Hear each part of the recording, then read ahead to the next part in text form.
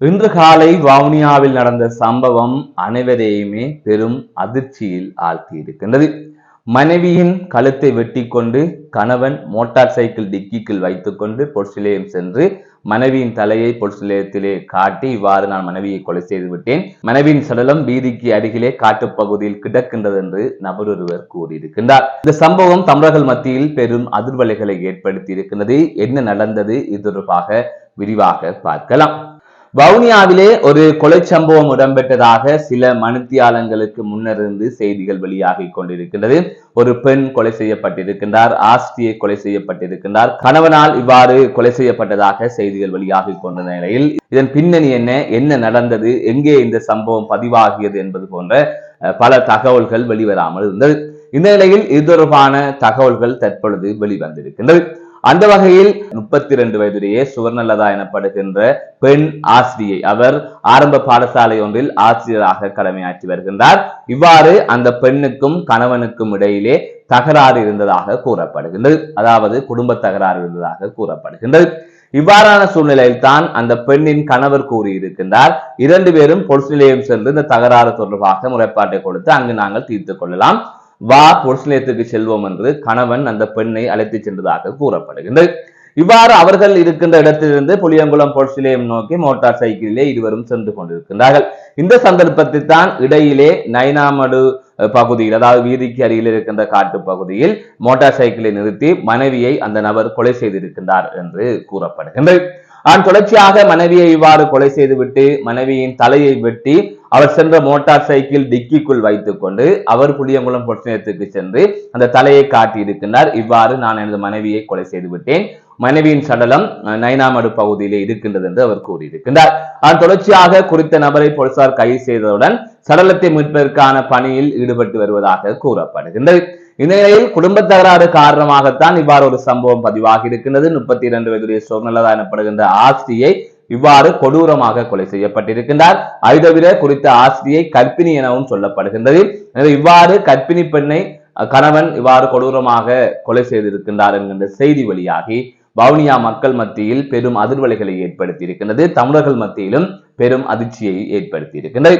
அதாவது மனைவியை கணவன் கொலை செய்த செய்திகளை இதற்கு முதல் நாங்கள் அறிந்திருக்கின்றோம். ஆனால் இவ்வாறு ஒரு கொடூரமாக ஒரு கொலை செய்த சம்பவத்தை இப்போதுதான் சமீப காலமாக நாங்கள் அறிகின்றோம் என்றும் பலர் கூறி வருகின்றார்கள்.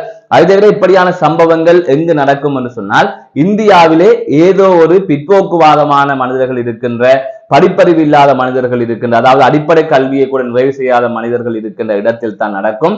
அது தொடர்பான செய்திகளைத்தான் நாங்கள் கேட்டிருக்கின்றோம், பார்த்திருக்கின்றோம். ஆனால் இன்று அது எங்கள் மத்தியிலே இடம்பெற்றிருக்கின்றது.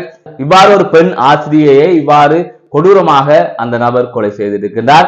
எனவே இது தொடர்பான அடுத்த கட்ட விசாரணைகள் மேற்கொள்ளப்பட்டு வருகின்றது. இதன் பின்னணியில் என்ன நடந்தது என்பது தொடர்பாக இன்னும் பல தகவல்கள் விசாரணையின் பின் தெரிய வரும் என்று நம்பப்படுகின்றது.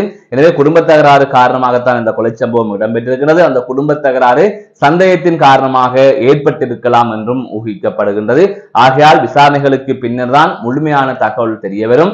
என்ன நடந்தது, எதனால் குடும்ப தகராறு ஏற்பட்டது, அதற்கு பிறகு என்னென்ன விடயங்கள் நடந்தது என்பது தொடர்பாக பொலிஸ் விசாரணையின் பின்னர் உறுதியான தகவல்கள் வெளியாகும் என்று எதிர்பார்க்கப்படுகின்றது.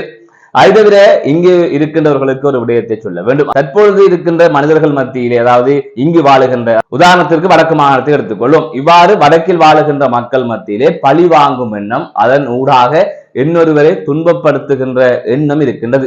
ஒருவன் ஒரு சின்ன அவமானத்தை தந்து விட்டாலோ அல்ல சின்ன வேதனையை தந்து விட்டாலோ அது யாராக இருந்தாலும் அவர்கள் உயிருடன் இருக்கக்கூடாது, அவர்களுக்கு ஏதாவது செய்ய வேண்டும் என்று நினைக்கின்றார்கள். அதன் எதிரொலியாகத்தான் பணத்தை கொடுத்து வாழ்வெட்டுக் குழுவை அனுப்புகின்றார்கள். இல்லை என்று சொன்னால் சிலர் அவர்களே போய் வெட்டுகின்றார்கள். இவ்வாறான சம்பவங்கள் எல்லாம் இங்கு இடம்பெற்றுக் கொண்டே இருக்கின்றது.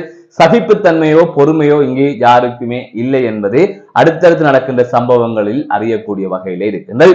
அதே போலதான் இந்த சம்பவம் பதிவாகி இருக்கின்றது. இன்று குடும்ப தகராறு என்பது கிட்டத்தட்ட 175% குடும்பங்களில் இடம்பெற்றுக் கொண்டிருக்கின்ற ஒரு விடயம்தான். அதை விட இதற்கு முதல் இருந்த காலத்தில், அதாவது எமது பெற்றோர்கள் காலத்தில் ஒரு 40 வருடங்களுக்கு முன்னர் இந்த குடும்ப தகராறு என்பது பெரும் உச்சத்தில் இருக்கும். ஒவ்வொரு நாளும் வீட்டில் சண்டையாகத்தான் இருக்கும். அந்த காலகட்டத்திலே இவ்வாறான சம்பவங்கள் எல்லாம் இடம்பெறவில்லை. ஆனால் இன்று ஒரு நவீன யுகத்துக்கு வந்து விட்டோம். எந்த விடயங்களாக இருந்தாலும் அதை இலகுவாக கையாளக்கூடிய ஒரு மனநிலைக்கு வந்து விட்டோம். அப்படியெல்லாம் இருக்கின்ற போதும் இந்த பழிவாங்கும் எண்ணம் என்பது அதிகரித்து விட்டு உதாரணத்துக்கு நான் வெளிப்படையாகவே கூறுகின்றேன். என்றால் மறைத்து பேசுவார்கள், இந்த விடயத்தை பேசலாமா பேசக்கூடாதா என்றெல்லாம் நினைப்பார்கள். இன்று சில குடும்பங்கள் மத்தியிலே பெரும் குழப்பம் இருக்கின்றது. மனைவி வேறொருவருடன் தொடர்பு இருப்பது, கணவன் வேறொருவருடன் தொடர்பு இருப்பது, இவ்வாறான சம்பவங்கள் எல்லாம் இப்போது இடம்பெற்றுக் கொண்டிருக்கின்றது. இந்த கையடக்க தொலைபேசி வந்ததன் பின்னர் அந்த கையடக்க தொலைபேசிகள் ஊடாக, இந்த ஸ்மார்ட் போன்கள் ஊடாக, முகநூல்கள் ஊடாக, அதை விட ஏனைய சமூக வலைத்தளங்கள் ஊடாக முகம் தெரியாதவர்களுடன் நட்பு வைத்துக் கொண்டு அவர்களை காதலித்து அவர்கள் காணொலியில் உங்களது உடலை காட்டுங்கள் சொன்னால் அவரை தெரியாமலே உடலை காட்டி அதை அவர்கள் பதிவு செய்து மிரட்டுவது, அதை விட அவர்களது இச்சைக்காக இவர்களை பயன்படுத்திக் கொள்வது, அதை விட சிலர் அவர்களுடன் இணைந்து வாழ விரும்புவது, இவ்வாறு பல அலங்கோலங்கள் இந்த சமூகத்திலே தற்பொழுது இடம்பெற்றுக் கொண்டிருக்கின்றது. ஆகவே இதனால் பல குடும்பங்களில் பாரிய பிரச்சனைகள் நிலவுகின்றது. அதை விட ஏனைய சிலரும் இவ்வாறு பல பல பிரச்சனைகளில் ஈடுபடுகின்றார்கள். இன்று சில குடும்பங்கள் இவ்வாறு இந்த குடும்ப சிக்கல்களுக்குள்ளே இருக்கின்றார்கள். ஆனால் சில நபர்கள் இதெல்லாம் தெரிந்து கொண்டு சமூகத்திற்காக பயந்து அப்படியே கடந்து போகின்றார்கள். நடப்பது நடக்கட்டும் என்று கடந்து போகின்றார்கள். சிலர் தைரியமாக விவாகரத்து பெற்றுவிட்டு செல்கின்றார்கள். இன்னும் சிலர் இவ்வாறு மனைவியை கொலை செய்வது, கணவனை கொலை செய்வது, அல்லது வேறு வழியில் அவர்களை பழி வாங்குவது, இவ்வாறான வேலைகளில் ஈடுபட்டுக் கொண்டிருக்கின்றார்கள். ஆகவே இவ்வாறுதான் இங்கு நடந்தது அல்லது நடக்கும் என்பதெல்லாம் கூறவில்லை, இவ்வாறான சம்பவங்கள் நடக்கின்றது என்று நான் கூறுகின்றேன். ஆகவே இந்த சம்பவத்திற்கும் இப்போ நான் சொல்லுகின்ற கதைக்கும் ஒப்பிடாதீர்கள். ஏனென்று சொன்னால் அந்த சம்பவத்தின் பின்னணியில் என்ன நடந்தது என்பது தொடர்பாக எந்தவித தகவலும் வெளியாகவில்லை. ஆனால் இந்த குடும்பங்களுக்கு பிரச்சனை வருவதற்கு என்னென்ன காரணங்கள் இருக்கின்றது என்று கூறுகின்றேன். அதை விட கணவன் மது அருந்துவது, போதை வஸ்துக்களை பயன்படுத்துவது, அதனூடாக மனைவியை கொலை செய்வது, மனைவியின் மீது சந்தேகப்படுவது, தேவையில்லாமல் சந்தேகப்படுவது, இவ்வாறான சம்பவங்களும் இந்த சமூகத்திலே இடம்பெற்றுக் கொண்டுதான் இருக்கின்றது. ஆகவே இந்த சூழ்நிலையில் தான் இந்த போதை வஸ்துக்களாலும் அதை விட மனவிரக்திகளாலும் இவ்வாறான சம்பவங்கள் தொடர்ந்து இடம்பெறுகின்றது.